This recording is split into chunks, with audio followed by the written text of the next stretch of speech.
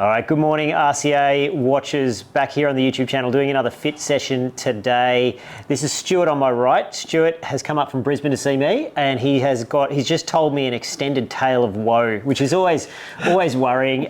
He's got a really long history of a really complicated problem. So I contacted Stuart a couple of days ago and asked him if it'd be okay if we film this one, because we think it's going to be quite interesting and quite unusual. Basically, Stuart's story is that he had a tear, or a longitudinal split tear on his lateral insertion of his hamstring down here on this left leg a long time ago, 15 odd years ago, maybe more. Yeah, 20. And it was surgically debrided. They had to clean it out. It calcified. It was a nasty injury that kept him off for a long time. He still doesn't know how he did it. It just kind of happened, didn't it, mate? It did. It just kind of happened, and it's been bugging. Well, he's not sure if that's the problem or if it's something else. It's been bugging him ever since. But recently, his asymmetry has become really bad on the bike. So this is what I'm hoping is going to make Stuart a good candidate to film here.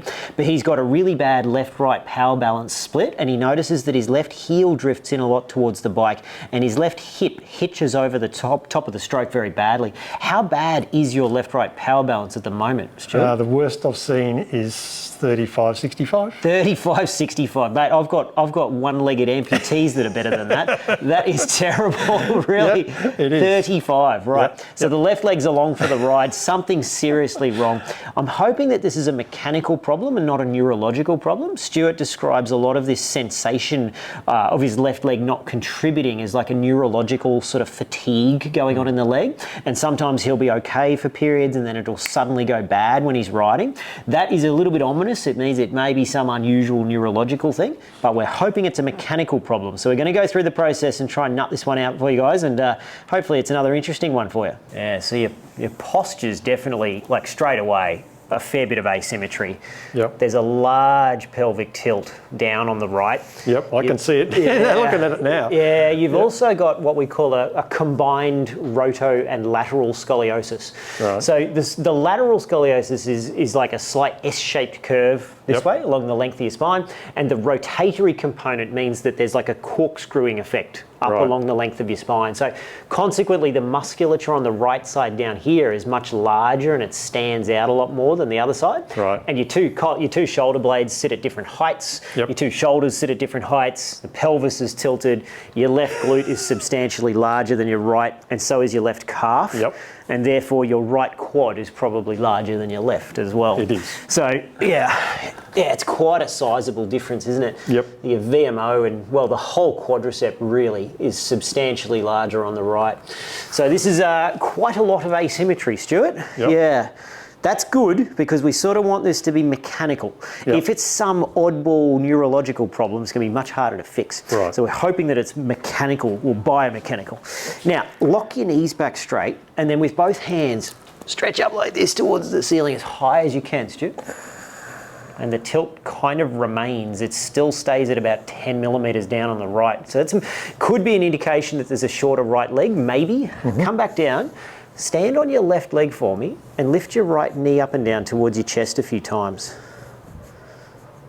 That's not bad. Show me your left one. A little bit sticky on the left sacroiliac joint, but it's still moving. How bad is your forward flexibility, Stuart? What? Wasn't expecting that. Another one. How do you maintain your flexibility? That's really good. Well, I stretch all the time, but you work at it. I think I've always been fairly flexible. How old are you this year? 61. 61. It's been a while since I saw a 61-year-old bloke that flexible, mate, so you're doing well. Some of the ladies maintain it into their 60s, but to be that flexible as a bloke at your age is really good. All right, have a lie on your back for me, mate. Now, what I want you to do is bend your knee and pull me with your foot down, straight down towards the floor as hard as you can. Good. Let's check this one. All right, same trick, as hard as you can. Mate, the left one's stronger than the right one. So the left hamstring has actually got substantially more power than the right hamstring. Right. This is just an isometric strength test. Like, we're not doing this with a proper strength gauge on it or a resistance unit on it, but I can feel the load through my shoulders significantly better on this one. Right. So there's no massive strength differential with this hamstring. One of the possibilities is that this hamstring is just non-functional. Yep. But it's not non-functional, it's actually pretty good. If you put that foot down and straighten this leg and then keep all of that in the same spot and lift your bum off the ground and hold. It cramps pretty fast. Does it? Yeah. Like it's cramping now. Already? Yeah. The left one does and the right one doesn't. If you do the same thing on the right. Yeah, no, it's the right one's fine. Interesting. So it's strong, but it's like neurologically struggling to maintain the contraction. This huge amount of forefoot varus could be a clue that there's something neurologically going on where you really struggle for proprioceptive input from your right foot. Right. So yeah, this foot could be the source of some of the trouble on the bike, maybe. It is tricky though, because you've got ataxia or apraxia with your gait as well. So there's something unusual happening when you're walking where that left foot doesn't want to toe off, the leg kind of acts like it's very stiff, the knee doesn't want to bend. There's something neurologically going on as well. Now that could be just a long-term consequence of functioning asymmetrically, or it could be the underlying cause of all of the other problems. Yep. We have to hope that it's the first one and not the second one. Yeah, this is a bit of a telltale. In particular, if your right foot is really problematic and your left one's really good, or vice versa. That's not terrible for a 60-year-old. Show me your other foot. Same trick.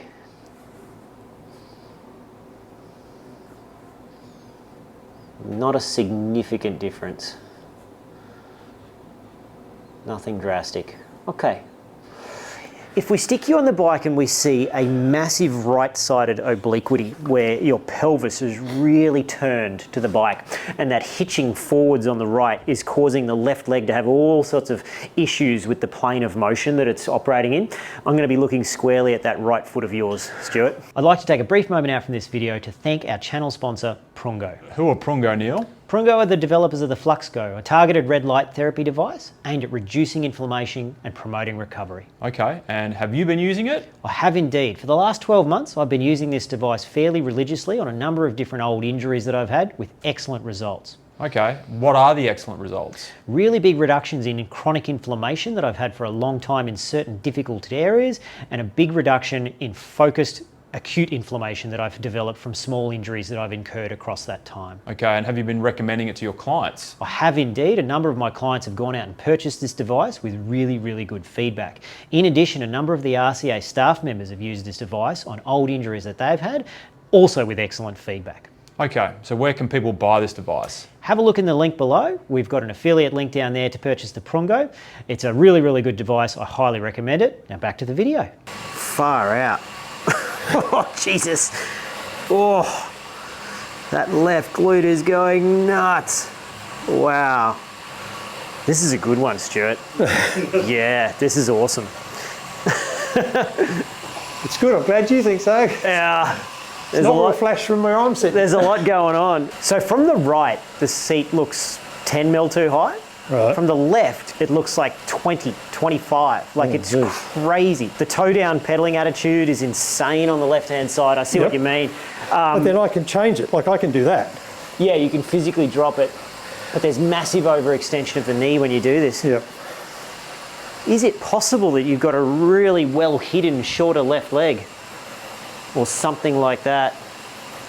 There's so much wrong, Stuart. I don't know where to start. Like, we'll start with the obvious. Yeah. We'll start with the obvious stuff, which is that the seat's definitely too high and definitely too far back. So we're going to move it down and forward. Now, there's a couple of telltales of what's going on. Like, there's an enormous amount of pelvic motion. Yep. So when we film you from the back, there's just huge amounts of this going on, right? Yep. So your pelvis is doing these massive figure eights as you extend both legs. There's not a huge amount of actual obliquity in your pelvis. So you're not really twisted to the bike, which is good. Yep. You're not dropping one hip really severely, but both sides are just doing this enormous figure of eight. Right. Which indicates an enormous stabilization issue. And yes, you get that when the seat's too high and too far back. You also get it when the feet are terrifically unstable on the pedals for various reasons. But the one that I'm going to allude to now, and we're going to come and check this out in a minute, is that I have a feeling the problem is your right foot. Right. Yeah, I think what's going on here is you've got this enormous forefoot varus and a really unstable right ankle. Right. And as you're applying force to the pedal, your big toe is basically lifting up and dropping down off the orthotic constantly, which is allowing your left knee to move across the line of the pedal really violently. Right. And so when we look at you from the front, the right knee just collapses across the line of the pedal stroke with every stroke. And it looks to me, in the absence of any other major sort of weird physiological thing going on with you, apart from all the obvious stuff that we pointed out before, it looks to me like you need a massive amount of wedging underneath that very unusually structured right foot. Right. Because this, like, you're almost like internally rotating your right foot on the pedal. It's not so much that your left heel is coming in, it's actually that your right heel is kind of skewing out. Yep. And that's skewing both of them the opposite way a little bit. Yep. But it looks to me like that, when I look at you, the right leg looks like the trouble leg to me. Right. Okay. From the front. Yeah. I gather you didn't do many years of foot modelling for No. Ralph Lauren or anyone like that No. with that foot. So the right foot is a solid 4 or 5 millimetres shorter than the left as well, which is interesting. Is this a wide fit? Yes. Yeah, bit overkill there. In essence, I'm sort of hoping that your weird feet are the problem and nothing else. So this is an interesting situation. Stuart's got an old school speed play extender plate, but even with this in its rearward position, the cleat center is still only about 8 millimeters behind your metatarsal joint. Right. We need to go way further back than this. Your foot sits a long way back in the shoe, and this basically creates a situation where even with an extender plate, the cleat center is probably, realistically, Stuart had these on the rearwards one here. Yeah, 9 millimeters or so behind your metatarsal joint. So we need to go back probably to at least 20 if we can. We'll try and keep using the ones you've already got because they look like they're in reasonable condition. If we fully slam this back, we want to get it to at least 20 millimeters behind the met head because foot stabilization is going to be everything for you, Stuart. Okay. Happy days. It gets back to exactly 20 millimeters when we put it in its most rearward position. Right. So that's awesome. We're going to use them all the way back. So this foot type, guys, is one of the hardest ones to deal with in all of the bicycling world, apart from your really, really weird and wonderful feet with strange injuries and that sort of stuff. But this is what I would call a very short, high arched foot. So the arch height is incredible, like this probably 50 millimeters from the ground up to this apex of his arch here. And the arch is also really, really short. So his toe's quite long and the arch is really short. This type of foot has the most trouble with foot stabilization on the bike. If you get a person with a really low flat arch that's quite flexible and it's quite long, they will typically have less trouble without arch support than a foot like this. These are the problem child sort of feet that I see a lot of the time. People with these sort of foot, they need an incredible amount of arch support to gain proprioceptive feedback from the foot, and they often have a really severe forefoot varus, which Stuart does. Now, Stuart's also got some slightly unusually shaped toes here mixed into the equation, but forgetting all of that, the height of this arch and the rigidity of the arch and the shortness of the arch are all indicators that he's probably got some pretty serious need for some really serious arch support. So we're going to have a quick look at his Cobra 9 orthotics, which I think he's got in his legs at the moment. My guess is we're going to need to either modify them to raise them substantially, or we're going to use a pair of G8s, which are modified to give him a massive amount of arch support underneath both feet, but particularly the right foot, which has got the higher arch from what I can see. Let's have a look, mate. This is what I mean, guys. This clearance here, this orthotic is not a great match for his foot. He's got daylight in there. You know, we could park a bus in there, mate. So we need to basically give you something which is around here. So another 30 millimeters of extra arch height to try and stabilize, in particular, this right foot. So we're gonna use a pair of G8s and we're gonna modify them. Okay, so that's gonna need to come back to the rearwards most position. We're gonna need a massive, massive height on the arch. So we're gonna try and modify these. Now this is sort of pushing the boundaries of what you can really do with an off-the-shelf orthotic, what we're about to do. So we're going to use the highest level of David's orthotic here, which is a level 5, and then we're going to increase this by adding layers of EVA, medium density foam, underneath here. This is getting a bit optimistic because this is sort of, your foot is so unusual that a custom orthotic would definitely be the go. Right. What do I do with my scissors? But yeah, this will kind of hopefully give us some idea of whether this is the right solution long term. And if it does look pretty good and it works quite well, one thing you could do is get an orthotic made which mimics this, but is a little bit more custom made down the line. Yeah, we'll see how well it works.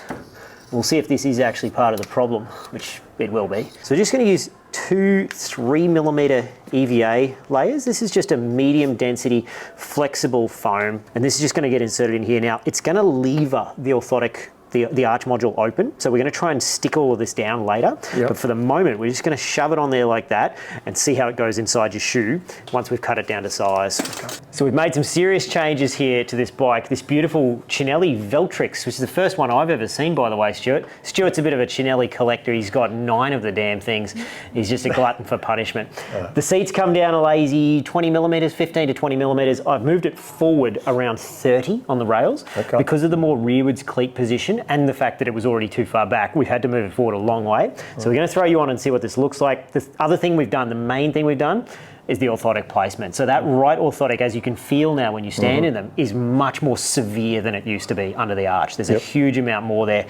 We're going to see what this does to your symmetry before we go anywhere else. Feels a lot different. Yeah. Still doesn't feel good, but it feels a lot different. It's 1,000 times better already. So your right knee is way more stable on the downstroke. Your right heel isn't pulling away from the bike, so you're not internally rotating your right foot.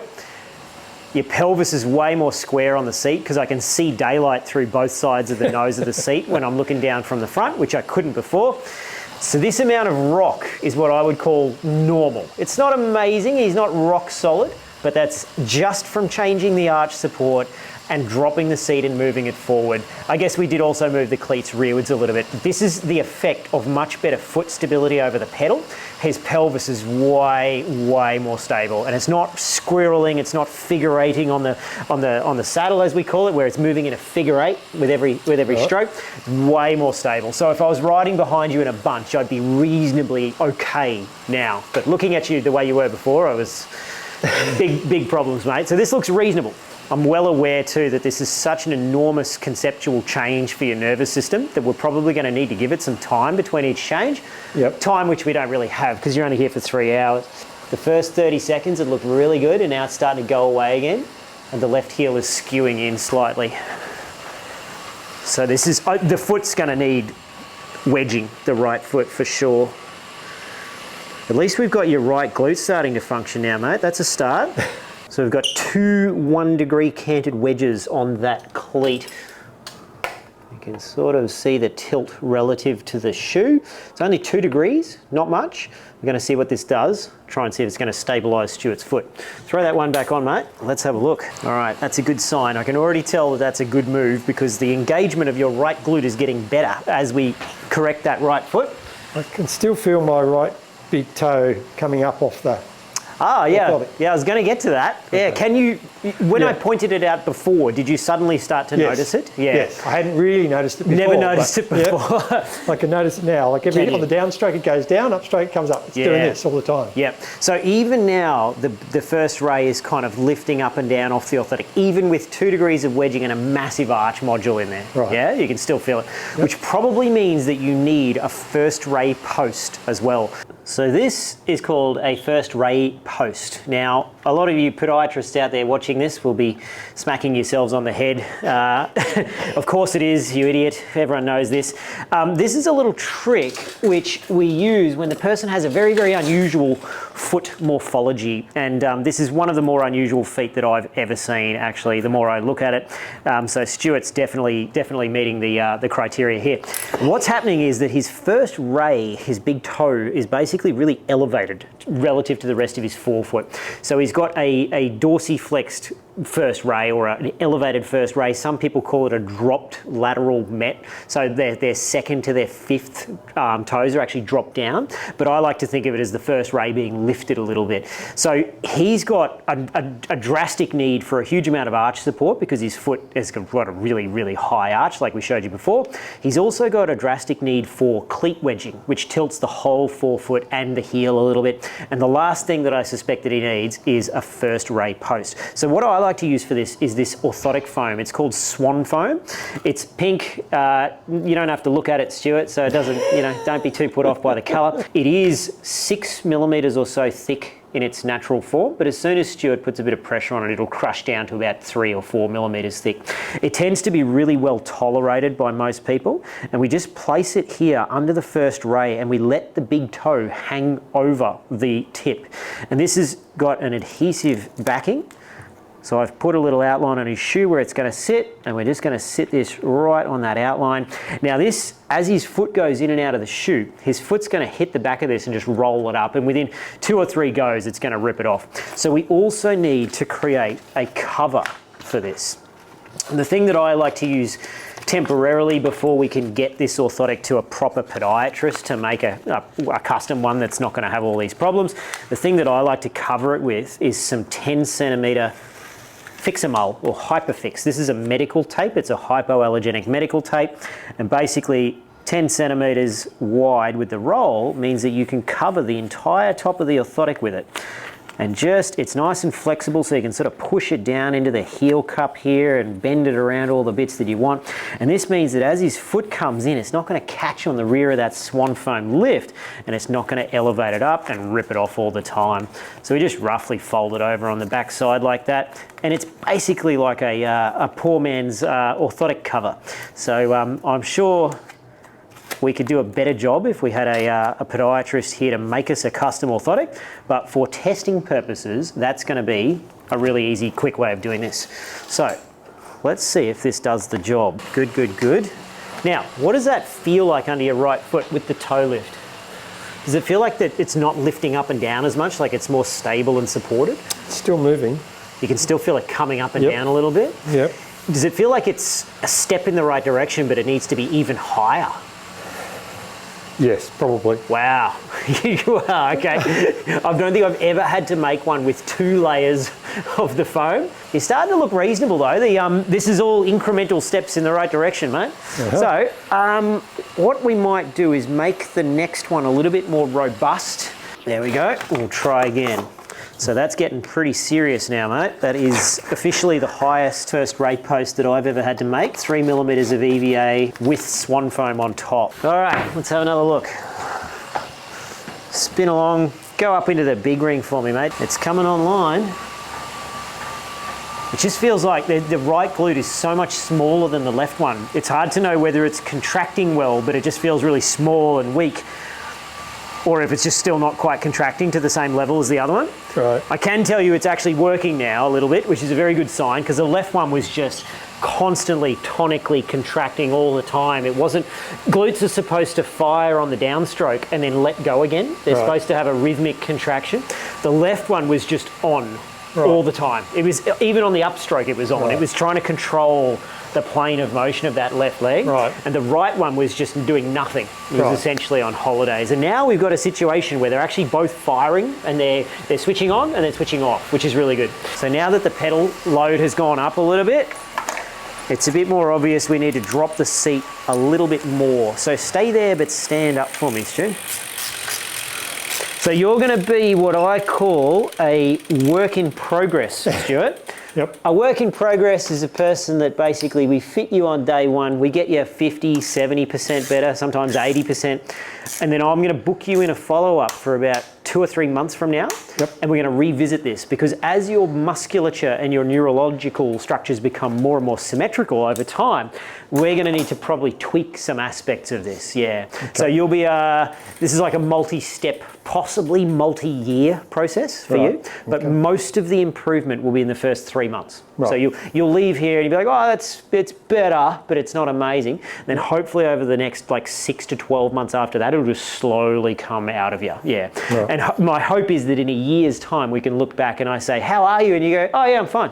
I'm riding as much as I want. It's just all right. It barely bothers me now, But it may be a very long, slow process because of the 250,000 kilometres that you've potentially done with all of these problems. So you will be a work in progress, mate. Just starting to get to the limit here of what we can do with this saddle with a 25mm layback post, but I don't think we're going to need to go any further than this. This is another, we can run the seat a little further forward in your case as well to deload the tension under that hamstring, right, to keep it operating in a shorter length tension relationship. And for the first time, look at that left heel. It's not pulling in. It's actually almost turning out slightly. Could be worth attempting to stagger the cleat position. That's worth a try. Let's try. It was only a couple of millimeters at the metatarsal head, but at the toe, like the overall length of your foot, there was about 5mm of difference. Yep.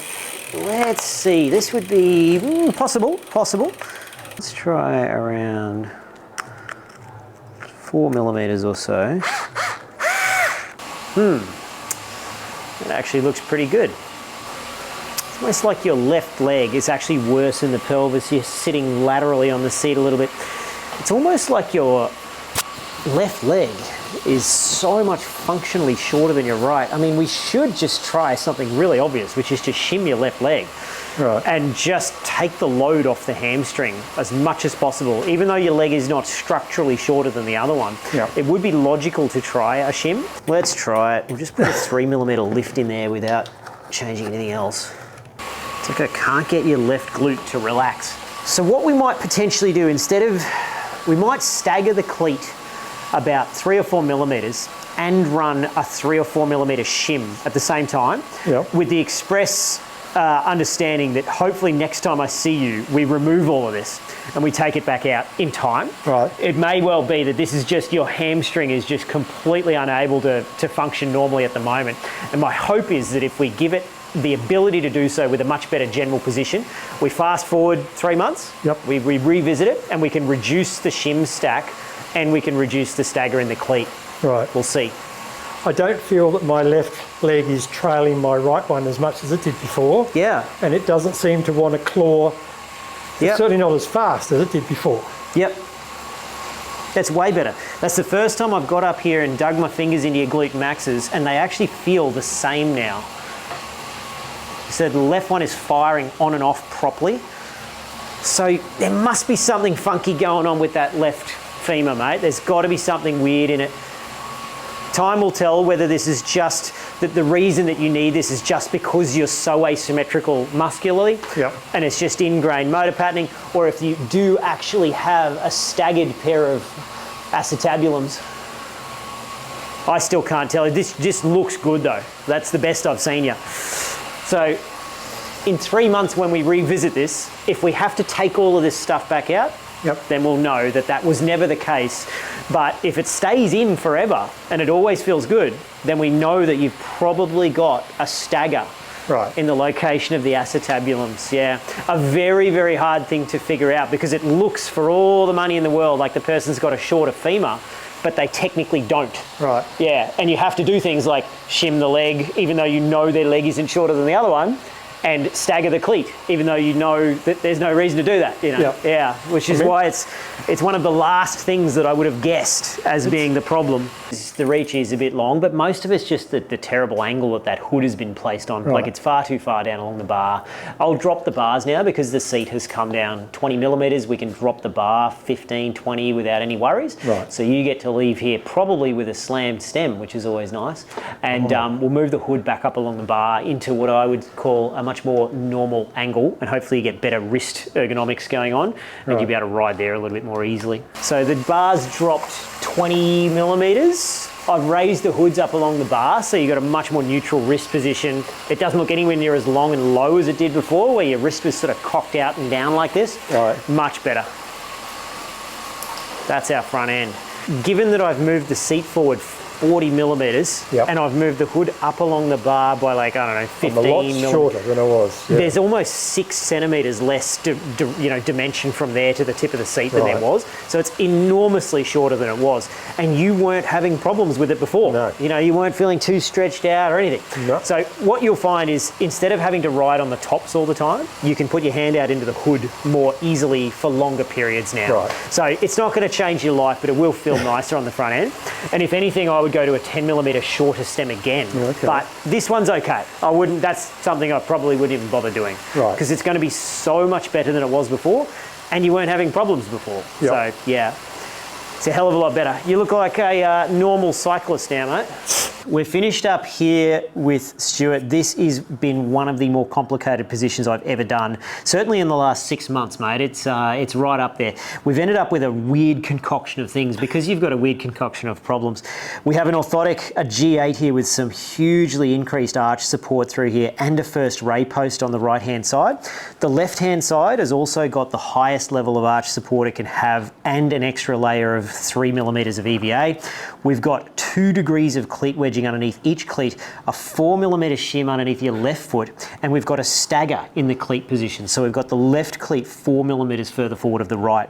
Now my suspicion here is one of two things, is either that Stuart has got such ingrained asymmetry from years and years and years of functioning around this problem with his hamstring that we need to do this with the shims and the staggering of the cleats temporarily to try and force you back into better symmetry. The other possibility is that this is going to be permanent, and if it is, the only explanation that I can see is that you have got 2 hip joints, like we spoke about before, which are staggered in that sagittal plane, in that fore and aft plane. And if the left one is sitting further back in the pelvis, theoretically, your left femur is going to act as if it's substantially shorter than the right one. And staggering the cleat and running a small shim stack like this is exactly what you would do if the femur was structurally shorter. So it is potentially possible that you've got a femur that's shorter than the other one, but it's not really. It's very, very complicated. So what I've instructed Stuart to do here is basically go and ride, give it some time. We're going to bring him back in about 6, 10, 12 weeks, something like that, depending upon how quickly he adapts.